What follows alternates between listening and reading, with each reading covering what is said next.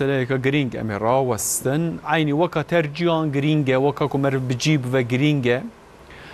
گلک جاران دنابرا خوندکاران ده بدفکی با آویا پسیکولوژیک با آویا فیزیکی زخت و زورداری لناوا هفدو دا تیکرنه یعنی کسین که بچک سردست جیه بندست زحمتی لید که اف جی پسیکولوژی و وقت بیجن ریوچونا یا مکتب براستی جید گوهرینه اف مثلا مجار گلک جاران هاتیه آخافتنه هاتیه روژه ویجی لی هر تم بارک آنیه سر مل دیو باوان اما جدی ساوسا بکنش برکو اف مثلا مجار به پرورده زاروکان ته سکناندنه و خلاص به اف مثلا گرینگه جبرکو ریوچونا مکتب دا زاروکان گلکی آسنگ دکه اف زورداری ام برای خوب دن خبره که دوسیه تاکو اف مثلا بجار ایدی صافی به زارو ما به هفرا تنازات کن مثلا örnek به پوره هفدو به پوت هفدو به جلی هفدو زیاده هفدو یعنی تعال دکن دهشینن اواناجی حرکت نخواش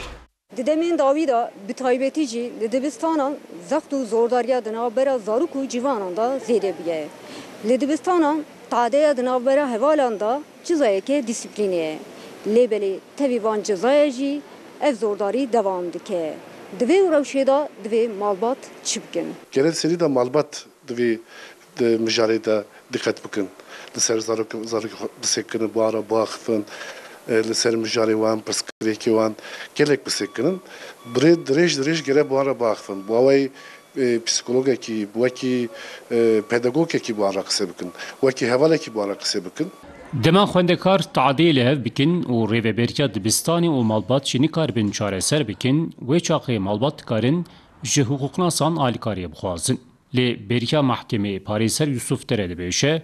اگر مالبات و ریوبریا دبستانی و روشه چاره سر بکن باشتره یونتیما مکتبی و دنوا مالباتی دا به ماموسی رهبر را باخفن ناو خدا گره ویا چاره سر بکن نگی گره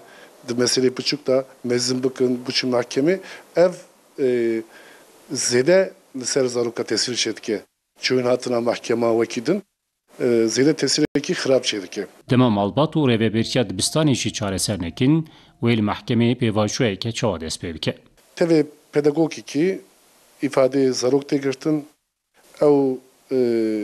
ifade dikeje dozger disal ba dozger pedagog heye